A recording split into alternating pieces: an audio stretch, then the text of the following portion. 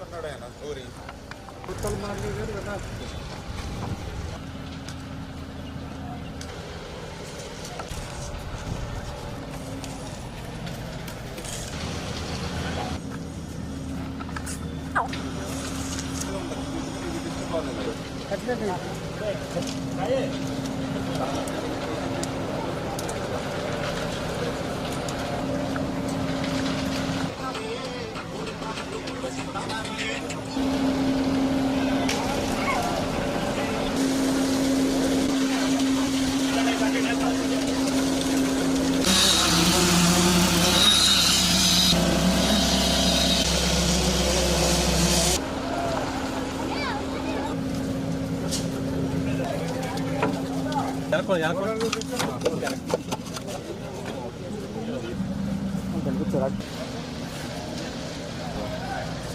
ఏ వాళ్ళ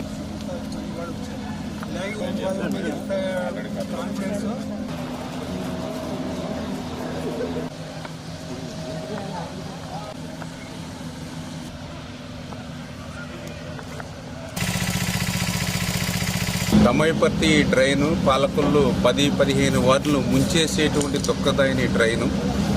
ఏదైతే ఎన్నికల ముందు నేను ఒక మాట ఇచ్చాం, రేపు అధికారంలోకి వచ్చిన తర్వాత దీన్ని పూర్తి చేసేటువంటి బాధ్యత తీసుకుంటానని మాట ఇచ్చాం.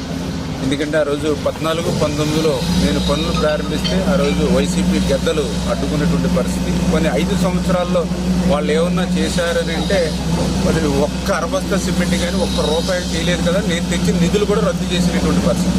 మళ్ళీ ఈరోజు అధికారంలోకి వచ్చిన 9 నెలల్లోనే మళ్ళీ ఈరోజు మరి 14 కోట్ల రూపాయలు అక్షరాల ఈ యొక్క దమ్మాయిపర్తికి నిధులు కేటాయించి మరి మొన్ననే మేము కొబ్బరికాయ కొట్టాము.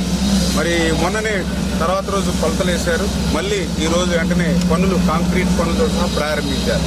అంటే మాట ఇస్తే ఆ మాటను నిలుపుకునేటానికి ఈ యొక్క దమ్మాయిపర్తి డ్రైనే ఒక ఉదాహరణ అనే విషయాన్ని సందర్భంగా తెలియజేసుకుంటూ, ఇది క్లిష్టమైనటువంటి పని, ఊబిలో చేసేటువంటి పని. ఎప్పటికప్పుడు డ్రైన్స్ నుంచి నీరంతా కూడా దీంట్లోకి వచ్చేసేటువంటి పరిస్థితుల్లో కూడా అటువంటి ప్రతికూల